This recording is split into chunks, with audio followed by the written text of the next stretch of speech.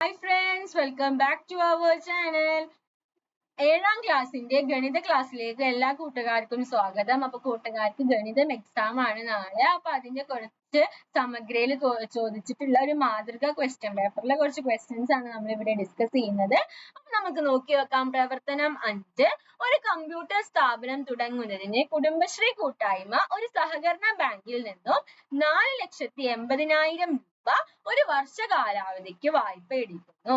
Bank ഒരു വർഷത്തേക്ക് 6.1/4% പലിശ കണക്കാക്കുന്നു. വായ്പ തുകയുടെ 60% കമ്പ്യൂട്ടറുകൾ വാങ്ങുന്നതിനും ബാക്കി തുക ഫർണിച്ചർ വാങ്ങുന്നതിനും ഉപയോഗിക്കുന്നു. 6.1/4% തുല്യമായ ഭിന്നസംഖ്യ ഏത്? അപ്പോ ഇതിനോട് തുല്യമായി വരുന്ന ഭിന്നസംഖ്യ ഏതാണ്? ഡി ആണ്. 1/6. കമ്പ്യൂട്ടറുകൾ വാങ്ങുന്നതിന് ചെലവഴിക്കുന്ന തുക എത്ര? കമ്പ്യൂട്ടർ വാങ്ങുന്നതിനാണ്. അപ്പൊ നമ്മൾ ബാങ്കിൽ നിന്ന് എടുത്ത രൂപ 4,80,000 ആണ്. 4,80,000 ഇൻറ്റു 60% നമ്മൾ കമ്പ്യൂട്ടർ മേടിക്കാനാണ്. 60/100. ഈ പൂജ്യം വെട്ടുക. എന്നിട്ട് നമ്മൾ എന്ത് ചെയ്യുക? 48 ഇൻറ്റു 6 ചെയ്തിട്ട് ബാക്കി സീറോസ്, ബാക്കി പൂജ്യങ്ങള് ഇട്ടുക. അപ്പൊ നമുക്ക് എത്ര കിട്ടും? 2,88,000 എന്ന് നമുക്ക് കിട്ടും. അപ്പൊ ഇത്ര രൂപയാണ് കമ്പ്യൂട്ടർ മേടിക്കാൻ വേണ്ടി ചെലവഴിച്ചത്. ഇനി എന്താ? ഫർണിച്ചർ വാങ്ങുന്നതിന് ഉപയോഗിക്കുന്ന തുക കമ്പ്യൂട്ടർ വാങ്ങുന്നതിന് ചെലവഴിച്ച തുകയേക്കാൾ എത്ര രൂപ കുറവാണ്? അപ്പൊ ഫർണിച്ചർ വാങ്ങുന്നതിന് നമ്മൾ 40% ആണ് ഉപയോഗിച്ചത്. കാരണം എന്താ? ഇവിടെ പറഞ്ഞിട്ടുണ്ട് കമ്പ്യൂട്ടർ മേടിക്കാൻ 60%, ബാക്കി എന്തിനാണെന്ന്? ബാക്കി ഫർണിച്ചറിനുമാണെന്ന്. അപ്പൊ 40 ആയിരിക്കും എന്തിന്? ഫർണിച്ചർ മേടിക്കാൻ. അപ്പൊ ഇതേപോലെ തന്നെ 4,80,000 ഇൻറ്റു 40/100 ചെയ്യുക. 0 ക്യാൻസൽ ചെയ്തു. പിന്നെ ഇത് ചെയ്യുമ്പോൾ നമുക്ക് എത്ര കിട്ടും? അതായത് ഇപ്പൊ നമ്മൾ ഇതൊക്കെ വെട്ടി ചെറുതാക്കിയില്ലെങ്കിൽ നമ്മൾ എന്താ ചെയ്യേണ്ടത്? 48 ഇൻറ്റു 4 ചെയ്യുക. അപ്പൊ നമുക്ക് 192 കിട്ടും. ഈ 192 കിട്ടും. ഈ പൂജ്യമൊക്കെ എന്ത് ചെയ്യണം? അതേപോലെ നമ്മൾ എടുത്തേക്കുക. 1, 2, 3 പൂജ്യങ്ങൾ നമ്മൾ എടുത്തെഴുതുന്നു. ഓക്കെ. അപ്പൊ ഇത്രയും രൂപ എന്തിനാണ്? ഫർണിച്ചറിന് വേണ്ടിയിട്ടാണ് ചെലവഴിച്ചത്. ഇനി എന്താ? ഇതിന്റെ രണ്ടിന്റെയും ഡിഫറൻസ് ആണ്. അതായത് കമ്പ്യൂട്ടർ വാങ്ങുന്ന സമയത്ത് എത്ര രൂപ കൂടുതലാണ്? അപ്പൊ എന്ത് ചെയ്യാ? ഇതിൽ നിന്ന് ഇത് മൈനസ് ചെയ്യുക. അപ്പൊ മൈനസ് ചെയ്യുമ്പോ 2,88,000 നിന്നും നമ്മൾ എത്ര മൈനസ് ചെയ്യണം? 1,92,000 മൈനസ് ചെയ്ത് നോക്കുക. അപ്പൊ നമുക്ക് എത്ര കിട്ടും? 96,000. ഓക്കെ. അപ്പൊ ഇത്രയും രൂപ കൂടുതലാണ്. ഒരു വർഷം കഴിഞ്ഞ് ബാങ്കിൽ തിരിച്ചടിക്കേണ്ട തുക എത്ര? ഒരു വർഷം കഴിഞ്ഞപ്പോ എടുത്ത രൂപ എന്ന് പറയുന്നത് 4,80,000 രൂപയാണ്. ഇൻറ്റു എത്ര ശതമാനം പലിശക്കാണ്? 1/6 അല്ലെങ്കിൽ 6/1/4. 1/6 വെച്ച് ചെയ്യാം, 1/16 വെച്ച് ചെയ്യാം. അപ്പൊ അത് ചെയ്യുമ്പോ നമുക്ക് എന്ത് കിട്ടും? എത്ര കിട്ടും? 1 ഒറ്റ 10 100 1000 10,000 30,000 രൂപയാണ് നമ്മൾ തിരിച്ചടയ്ക്കേണ്ടത്. ഓക്കെ. ഇനി പ്രവർത്തനം 6 നോക്കാം. 11 തുടങ്ങി വീണ്ടും 9 കൂട്ടിയാൽ കിട്ടുന്ന സംഖ്യകളാണ് ചുവടെ നൽകിയിരിക്കുന്നത്. ഈ സംഖ്യാകൂട്ടത്തിലെ ഏറ്റവും വലിയ രണ്ടക്ക സംഖ്യ ഏതാണ്? അപ്പൊ അത് ചെയ്ത് നോക്കിയാൽ നമുക്ക് കിട്ടും. ഏതാണ്? 92 ആണ്.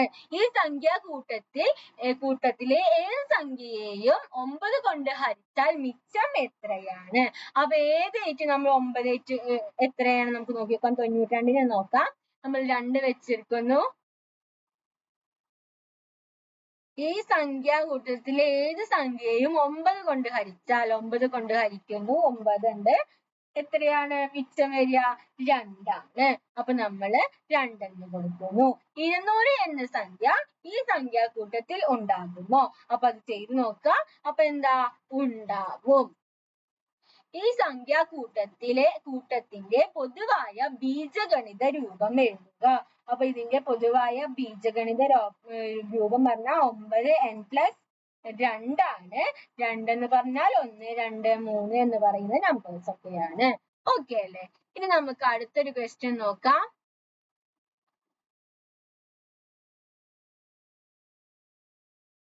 ചുവടെ കൊടുത്തവയിൽ ഏത് സെറ്റ് സംഖ്യകളാണ് മട്ടത്രികോണത്തിന്റെ വശങ്ങളുടെ കണക്കുകൾ അളവുകൾ ആകാവുന്നത്? ഏതാണ്? അപ്പൊ അത് ചെയ്ത് നോക്കാം. മട്ടത്രികോണം എങ്ങനെ നമുക്കറിയാം? 6, 8, 10 അതാണ് വരിക. അപ്പൊ ചെയ്ത് നോക്കിയിട്ട് അത് കിട്ടുന്നുണ്ടോ നോക്കി നോക്കാം. ഒരു ചതുരത്തിന്റെ അടുത്തടുത്ത വശങ്ങളുടെ നീളങ്ങൾ 8 സെന്റിമീറ്റർ 3 സെന്റിമീറ്റർ ആകുന്നു.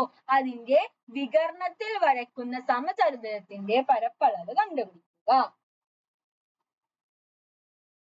ഒരു ചതുരത്തിന്റെ നമുക്ക് നോക്കാം. ഒരു ചതുരത്തിന്റെ അടുത്തടുത്ത വശങ്ങളുടെ നീളങ്ങൾ എന്താണ്? 8ഉം 3ഉം ആകുന്നു. അതിന്റെ വികർണങ്ങൾ വരയ്ക്കുന്ന സമചതുരത്തിന്റെ പരപ്പളവ് കണ്ടുപിടിക്കുക. അപ്പൊ അത് കണ്ടുപിടിച്ചാൽ നമുക്ക് കിട്ടും എത്രയാണെന്ന്? 169. പരപ്പളവാണ്. ഒരു സൈഡ് എന്ന് പറയുന്നത് എത്രയായിരിക്കും? 13 ആയിരിക്കും. പരപ്പളവ് 169 ഓക്കെ. ഇനി അതിൽ തന്നെ ക്വസ്റ്റ്യൻ. ചിത്രത്തിൽ കാണുന്നത് ഒരു പറമ്പിന്റെ രേഖാചിത്രമാണ്.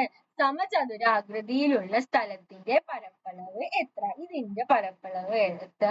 മുഴുവൻ സ്ഥലത്തിന്റെയും പരപ്പളവ് കാണുക. അപ്പൊ ഇതെന്താണ്? ഒരു സമചതുരം. ഇത് ഒരു അറിയാത്തൊരു ഫിഗർ. അപ്പൊ നമുക്ക് എന്ത് ചെയ്യാം? ഇങ്ങനെ ഇങ്ങനെ ഇങ്ങനെ ആക്കിയിട്ട് ഇങ്ങനെ ആക്കാം അല്ലെ? അപ്പൊ ഇവിടെ 3 സെന്റിമീറ്റർ, ഇവിടെ 3 സെന്റിമീറ്റർ, ഇവിടെ 5 സെന്റിമീറ്റർ വരും. അപ്പൊ നമുക്ക് നോക്കി നോക്കാം. ആദ്യം ഏതിന്റെ കണ്ടുപിടിക്കും?